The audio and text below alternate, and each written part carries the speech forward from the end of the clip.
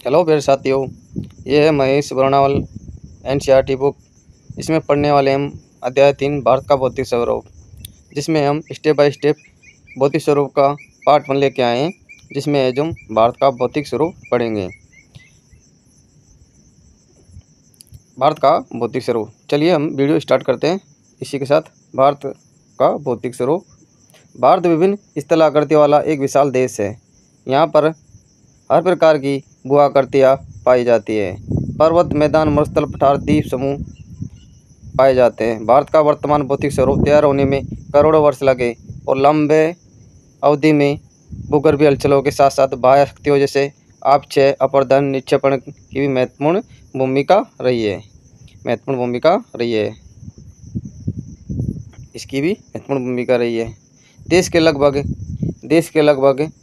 10.6% क्षेत्र पर पर्वत, 18.5% क्षेत्र पर पहाड़, 27.7% पर पठार है तथा 43.2% क्षेत्रफल मैदानी भागों का विस्तार पाया जाता है। भारत की मुख्य भूमि के उत्तर में हिमाच्छादित शिखरों, हिमानियों, गहरे गड्ढों एवं विस्तर घाटियों से लेकर मध्य सिंधु गंगा ब्रह्मपुत्र के विशाल मैदान है।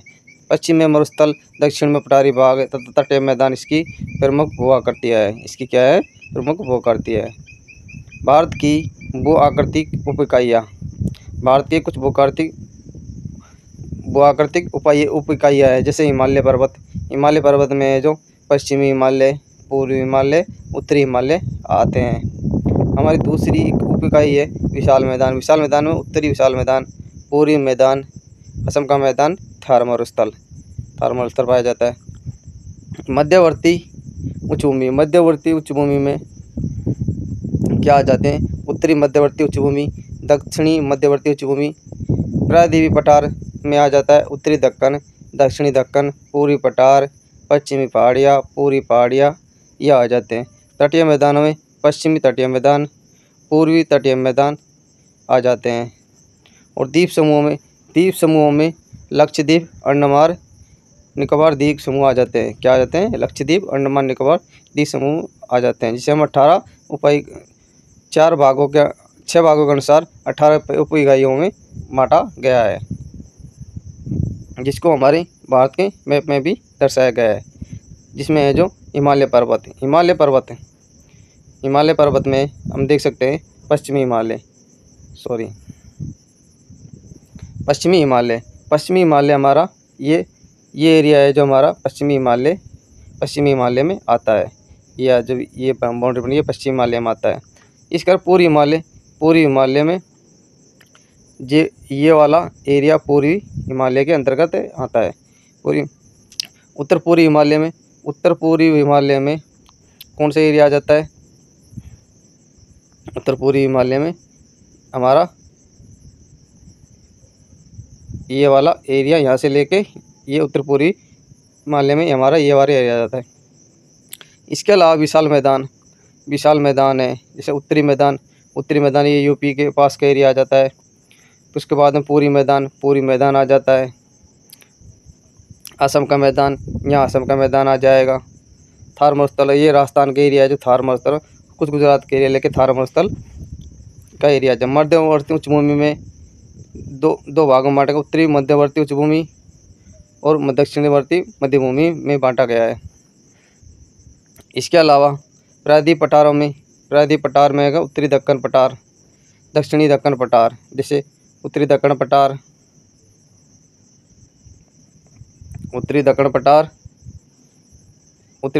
क्या है? ये रहा उत्तरी दक्कन, जो कर्नाटक वाले एरिया में आ जाता है, महाराष्ट्र कर्नाटक के पास का एरिया। दक्षिणी दक्कन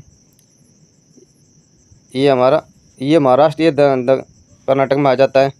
पूर्वी पठार का एरिया आ जाता है। पूर्वी पठार कहाँ जाएगा? हमारा ये उड़ीसा के आसपास के एरिया में आ जाएगा।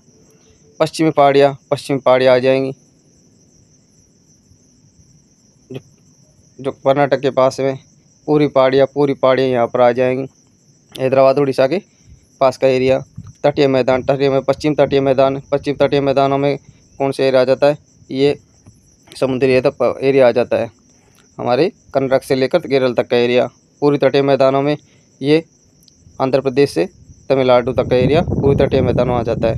और दो हमारे द्वीप समूह आ जाते हैं, अंडमान निकोबार और ये लक्षद्वीप, ये हमारे द्वीप समूह वाले एरिया में आ जाते हैं। इसके अलावा भारत के मुख्य भू आकृतिक प्रदेश, भारत के मुख्य भू आकृतिक प्रदेश कौन कौन से हैं? भौतिक संरचना धरातल के स्वरूप के आधार पर इसको चार भागों में बांटा गया है। उत्तरी पर्वतीय श्रृंखला, उत्तर का विशाल मैदान, समुद्र तटीय मैदान, द्वीप समूह, प्रायद्वीप पठार, भारतीय मरुस्थलीय प्रदेश, इसको 6 भागों में डिवाइड किया गया है। जिसमें पहला पढ़ेंगे हम उत्तर पर्वतीय श्रृंखला। उत्तर पर्वतीय श्रृंखला पढ़ेंगे। नॉर्थन माउंटेन रेंज, ये पर्वतीय भाग महान हिमालय पर्वत श्रृंखला के एक भाग का निर्माण करता है। किसका करता है?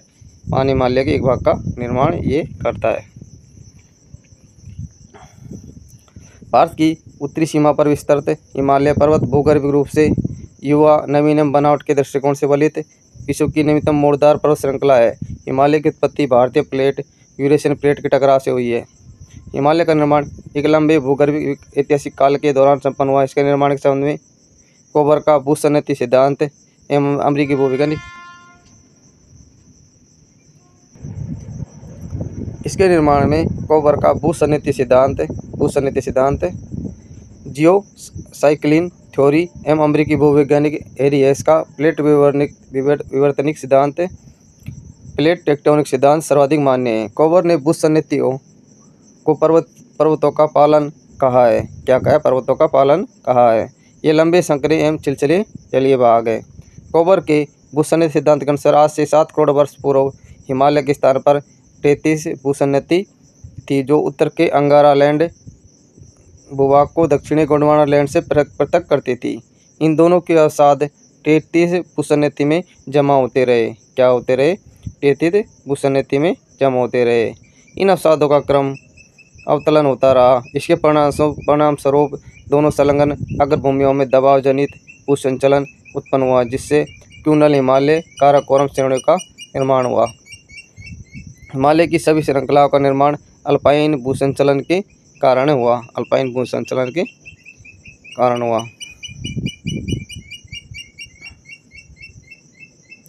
अल्पाइन भूसंचलन के तहत टर्शियरी युग में 33 सागर भूसन्निधि में अवसादों के जमाव के परिणाम स्वरूप हुआ। अतः हम 33 सागर को हिमालय का गर्भगृह या जन्म स्थल भी कह सकते हैं। हैरी हेस के द्वारा प्रतिपादित प्लेट विवर्तनिक सिद्धांत हिमालय की उत्पत्ति की सर्वश्रेष्ठ व्याख्या करता है।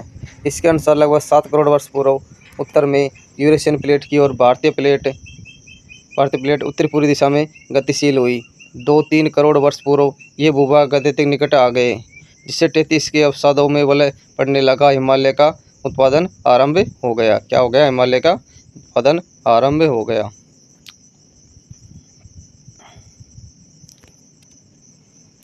लगभग 1 करोड़ वर्ष पूर्व हिमालय की सभी श्रृंखलाएं आकार ले चुकी थी। सेनोजोइक महाकल्प के इयोसिन ओलिगोसिन कल्प में वृद्ध हिमालय का निर्माण हुआ। मायोसिन कल्प पटवार क्षेत्र के अवसादों के वलय से लघु हिमालय बना। शिवालिक का निर्माण इन 2 श्रेणियों के द्वारा लाए गए अवसादों के वलन से प्लायोसिन कल्प में हुआ। क्वार्टरीन अर्थात नियोजिक महाकल्प के प्लीस्टोसिन होलिसिन कल्प में भी इसका निर्माण होता रहा है। हिमालय वास्तव में अभी भी एक युवा पर्वत है, जिसका निर्माण कार्य अभी समाप्त नहीं हुआ है। हिमालय के क्षेत्र में आने वाले भूकंप हिमालय नदियों के निरंतर पर्वतीय होते मार्ग पीर पंजाल श्रेणी में 1500 से 1850 मीटर की ऊंचाई पर मिलने वाले झील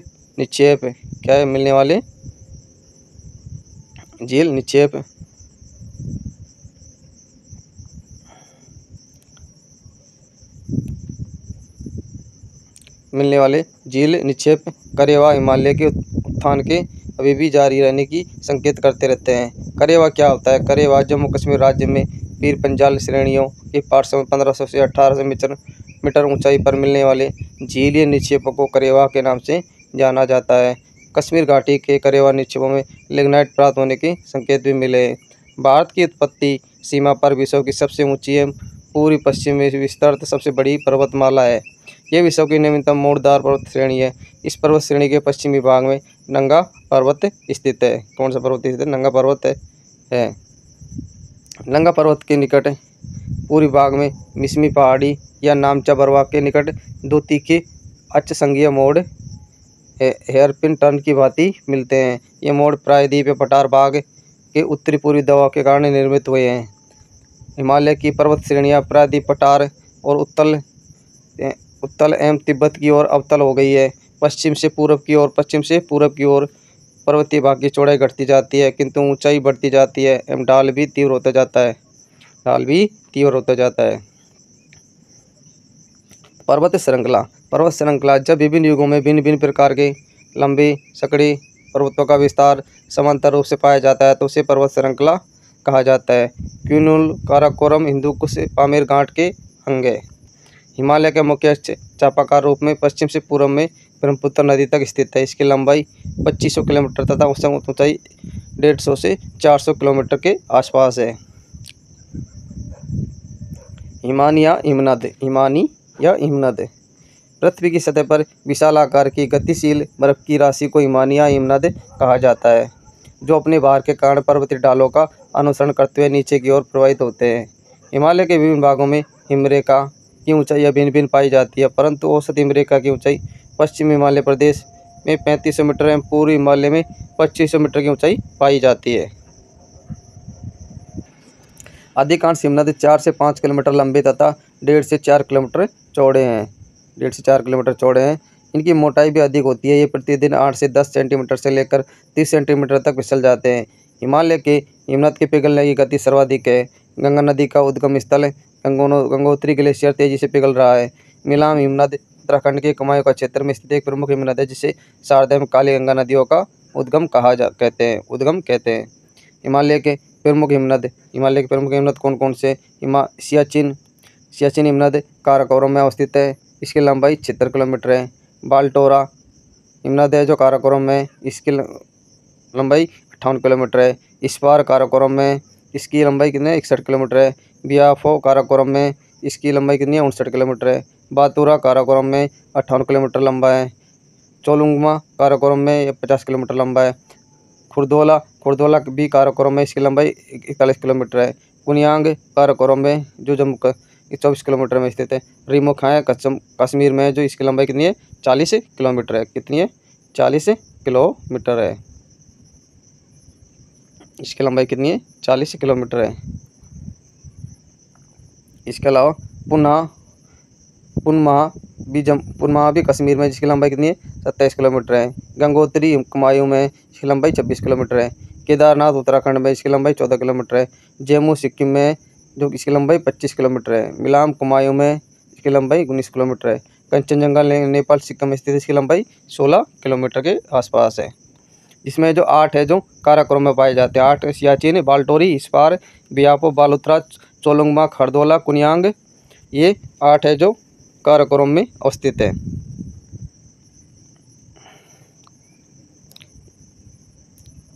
हिमालय के क्षेत्र में कई छोटी छोटी हिमानियाँ पाई जाती है। हिमालय छोटी छोटी हिमानियाँ स्थित है। इनमें गंगोत्री, यमुनोत्री, सियाचिन, बाल्टोरा, बियापो,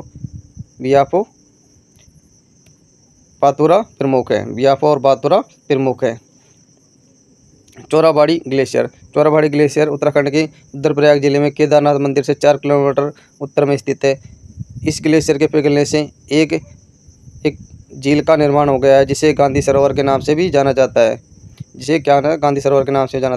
हिमालय के प्रमुख ऊंचे शिखर कौन कौन से, उनको हम अभी क्रम से पढ़ते हैं। माउंट एवरेस्ट कहाँ पर स्थित है? नेपाल में, जिसकी लंबाई ऊंचाई है जो कितनी है? 8,848 किलोमीटर है। काराकोरम K2 कार्डनास्टिन कहाँ पर स्थित है? ये भारत में स्थित है। इसकी ऊंचाई कितनी है? 8,611 मीटर। कंचनजंगा, ये भी भारत में, इसकी ऊंचाई कितनी है? 8,598 किलोमीटर है। 8,598 किलोमीटर है। कितनी है? 8,598 किलोमीटर है।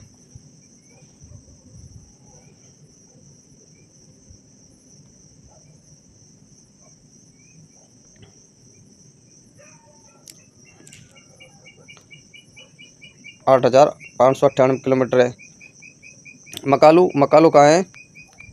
नेपाल में, 8,481 किलोमीटर इसकी ऊंचाई है। धौलागिरी कहाँ पर है? नेपाल में, इसकी ऊंचाई है जो 8,172 किलोमीटर है। नंगा पर्वत भारत में, इसकी ऊंचाई 8,126 किलोमीटर है।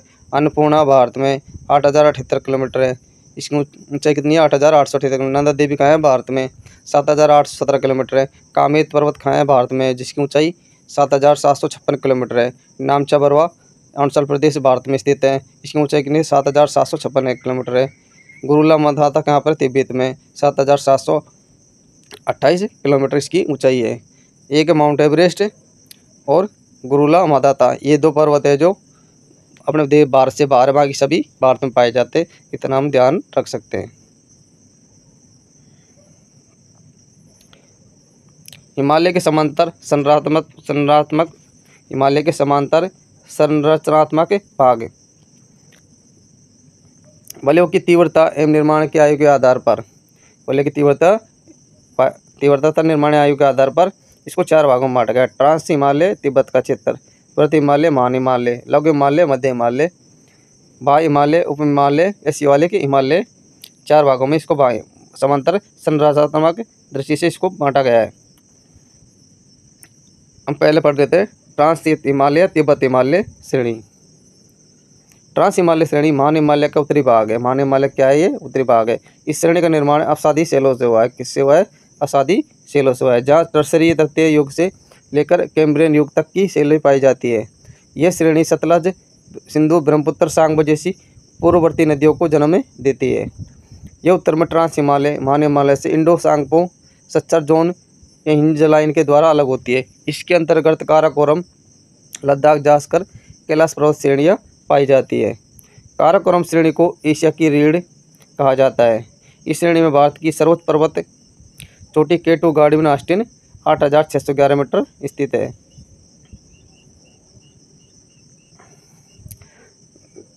गार्डविन ऑस्टिन पर्वत को गौरी नंदा देवी के नाम से भी जाना जाता है। भारतीय भूभाग में काराकोरम श्रेणी पाक अधिकृत कश्मीर में स्थित है। Siachen 76 kilometre, Biafo 59 kilometre, Baltoro 58 kilometre, Hispar 61 kilometre, ये चारों काराकोरम श्रेणी के सबसे बड़े ग्लेशियर है।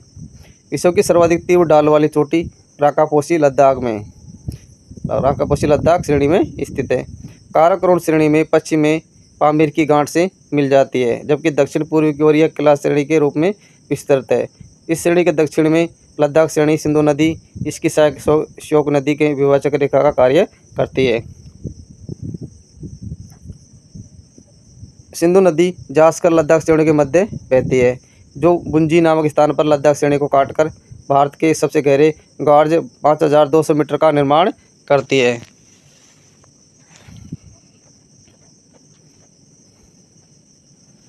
घाटियाँ, घाटी 2 या 2 से अधिक पहाड़ों के बीच समतल मैदान को घाटी या वैली कहते हैं। भूगोल में नदियों के उपजाऊ मैदान को भी नदी घाटी कहते हैं। भूगोल में नदियों घाटियों के उपजाऊ मैदान को भी घाटियाँ कहा जाता है। भारत की प्रमुख घाटियाँ कौन कौन सी हैं, उनको हम क्रमवाही पढ़ लेते हैं।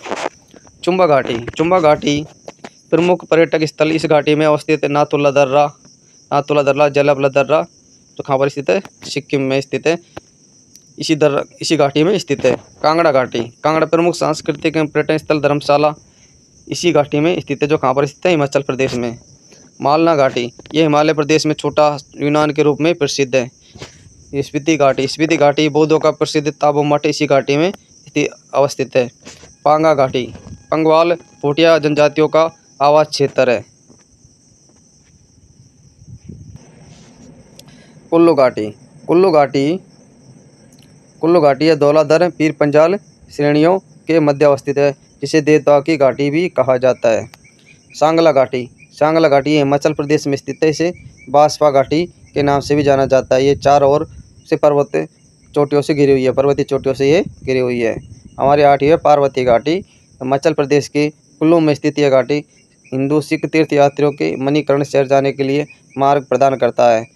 गर्म जल के स्रोत होने के कारण यहाँ अनुसंधान हेतु भूतापीय ऊर्जा की स्थापना की गई है। किन्नौर घाटी ये घाटी हिमाचल प्रदेश के उत्तरी पूर्वी भूभाग में स्थित है, जो तिब्बत की सीमा के समीप हिमाचल प्रदेश के अंतिम गांव चिटकुला को मार्ग प्रदान करती है। मरखा घाटी, नेक्स्ट है मरखा घाटी। लद्दाख जम्मू कश्मीर की प्रसिद्ध घाटी है। जुक्कू घाटी नागालैंड में कोहिमा से लगभग 30 किलोमीटर की दूरी पर स्थित है। युथांग घाटी ये सिक्किम राज्य में गंगटोक से लगभग 149 किलोमीटर की दूरी पर स्थित है। इस घाटी को हॉट स्प्रिंग के नाम से भी जाना जाता है। शांत घाटी, ये केरल राज्य के पलक्कड़ पालघाट जिले में पश्चिम घाट की नीलगिरी पहाड़ियों पर ये स्थित है। नीलगिरी पहाड़ियों पर स्थित है। नेक्स्ट है हमारा वृत्त मुख्य महान हिमालय आंतरिक हिमालय। ये हिमालय की सर्वाधिक सतत ऊंची श्रृंखला है। इसमें 6100 मीटर की औसत ऊंचाई वाले सर्वाधिक ऊंचे शिखर पाए जाते हैं। इसमें हिमालय के सभी मुख्य शिखर है। इसकी चौड़ाई 120 से 190 किलोमीटर है। हिमालय के वलय की प्रकृति असीमित है, जो मुख्य रविद्वार आग्नेय कायांतरित शिलाओं ग्रेनाइट शीट से निर्मित है। ये श्रृंखला सदैव बर्फ से ढकी रहती है। इनमें बहुत सी हिमानियों का प्रभाव होता है। वृत्त हिमालय श्रृंखला, जिसे केंद्रीय अक्षीय श्रेणी भी कहा जाता है, सिंधु नदी के गाढ़ से अरुणाचल प्रदेश ब्रह्मपुत्र नदी के मोड़ तक फैली है। इस श्रेणी का ढाल उत्तर की ओर सिंधु सांगपो नदी की ओर मंद है, किंतु दक्षिण की ओर तीव्र है। दक्षिण की ओर इसका तीव्र है। उत्तर में यह सिंधु सांगपो ब्रंश द्वारा पार ट्रांस हिमालय से अलग होता है। विश्व के प्राय सभी सर्वोच्च शिखर इसी श्रेणी में स्थित है। एवरेस्ट 8,848 मीटर, कंचनजंगा 8,598 मीटर, नंगा पर्वत, नंदा देवी, कामेत, नामचा पर्वत आदि इसके महत्वपूर्ण शिखर हैं। माउंट एवरेस्ट को नेपाल में सागर माता के नाम से जाना जाता है। विश्व की सर्वोच्च चोटी माउंट एवरेस्ट 8,848 मीटर की श्रेणी में स्थित है। बचेंद्री पाल भारत की पहली महिला है जिन्होंने वर्ष 1984 माउंट एवरेस्ट पर चढ़ने पर सफलता प्राप्त की थी। हमारा तीसरा है निम्न लघु मध्य हिमालय। निम्न लघु मध्य हिमालय। वृत्त हिमालय लघु हिमालय से मेन सेंट्रल थ्रस्ट द्वारा अलग होता है। यह महान हिमालय के दक्षिण में लगभग इसके समांतर पूर्व पश्चिम दिशा में स्थित है। इसकी चौड़ाई 60 से 80 किलोमीटर है। ऊंचाई 3500 से 4000 मीटर के आसपास है।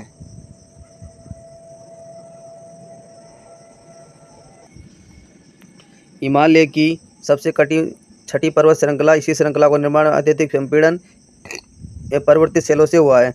यहाँ की ज्यादातर चोटियाँ 5000 मीटर से अधिक ऊंची है तथा नदियाँ 1000 मीटर तक गहरे गाढ़ महाखंड से होकर बहती है। शीत ऋतु में इस क्षेत्र में 3-4 और महीनों तक बर्फ गिरती रहती है, जबकि ग्रीष्म ऋतु में यह मौसम शीतल स्वास्थ्यवर्धक होता है। पीर पंजाल, धौलाधर, नाग टिब्बा, महाभारत इस भाग की प्रमुख पर्वत श्रेणियाँ हैं। कश्मीर में स्थित पीर पंजाल श्रृंखला हिमालय की सबसे लंबी तथा सबसे महत्वपूर्ण श्रृंखला है। पीर पंजाल श्रेणी में स्थित 2 प्रमुख दर्रे हैं, बुर्जिल है, बनियाल दर्रे हैं। जम्मू कश्मीर मार्ग जवाहर सुरंग से होकर गुजरता है। कहाँ से गुजरता है? जवाहर सुरंग से होकर ये गुजरता है। जवाहर सुरंग से होकर ये गुजरता है। होकर ये गुजरता है। इसी श्रृंखला में कश्मीर घाटी हिमालय प्रदेश के लाहौल, स्पीति, कांगड़ा, कुल्लू की घाटियाँ स्थित है। साथ ही इस क्षेत्र की पहाड़ी नगरों के लिए भी जाना जाता है। ये पहाड़ी नगरों के लिए भी जाना जाता है। लघु हिमालय शिवालिक हिमालय से मेन बाउंड्री फॉल्ट द्वारा अलग होता है। शिवालिक हिमालय दक्षिण में हिमालय का अग्रभाग द्वारा गंगा के मैदान से अलग होता है। बाह्य या शिवालिक या निम्न उप हिमालय। हिमालय की सबसे बाहरी एवं दक्षिणी निचली श्रृंखला को शिवालिक हिमालय कहा जाता है, जो हिमालय की सबसे नवीन पर्वत श्रेणी है। इसकी चौड़ाई 10 से 15 किलोमीटर है तथा ऊंचाई 600 से 1500 मीटर के बीच स्थित है। ये श्रृंखला उत्तर में स्थित मुख्य हिमालय की श्रृंखला नदियों द्वारा लाए गए असंपीड़ित अवसादों से बनी है, जिसकी घाटियाँ बजरी एवं जलोढ़ मोटी परतों से रखी हुई है। हिमालय के पर्वतीय प्रदेश श्रेणी के दक्षिणी भाग में स्थित है। निम्न हिमालय के दक्षिणी ढाल शिवालिक श्रेणी की उत्तरी ढाल मध्य इनकी चौरस तल वाली संरचना, लंबवत घाटी तथा कोणधारी वन, छोटे छोटे घासों के मैदान पाए जाते हैं, जिन्हें पश्चिम में दून के नाम से जाना जाता है। पूर्व में द्वार उत्तराखंड में बुग्याल पैर के नाम से जाना जाता है। प्रसिद्ध दून देहरादून, कोटली दून, पाटली दून, द्वार हरिद्वार है। खेती की अच्छी संभावना के कारण इन घाटियों के समीप लोगों का संघन बसाव है। शिवालिक हिमालय के निचले भाग को तराई कहते हैं। ये दलदली वनाच्छादित प्रदेश है। कश्मीर हिमालय सतलज सिंधु नदी के बीच स्थित हिमालय के भाग को कश्मीर या पंजाब हिमालय के नाम से जाना जाता है, जो 560 किलोमीटर की लंबाई से में विस्तृत है। यह हिमालय क्रमिक रूप से ऊंचाई प्राप्त करता है। हिमालय की चौड़ाई यहाँ सर्वाधिक है, जो 250 किलो से 400 किलोमीटर चौड़े क्षेत्रों में विस्तृत है। यह कश्मीर हिमालय प्रदेश राज्य में फैला हुआ है। इसके अंतर्गत जास्कर, लद्दाख, काराकोरम, पीर पंजाल, धौलाधर श्रेणियाँ सम्मिलित हैं। शिमला धौलाधर श्रेणी में स्थित है। दक्षिण एशिया की महत्वपूर्ण हिमालय बालोट्रा सियाचिन इसी प्रदेश में स्थित है।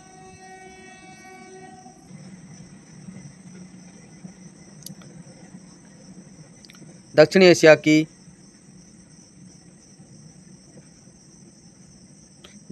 की महत्वपूर्ण हिमानी बाल्टोरा सियाचिन इसी प्रदेश में स्थित है। मीठे पानी की महत्वपूर्ण झीलें डल झील, वुलर झील, खारे पानी की झीलें पांगोंग, त्योसो मोरारी झीलें इसी क्षेत्र में पाई जाती है।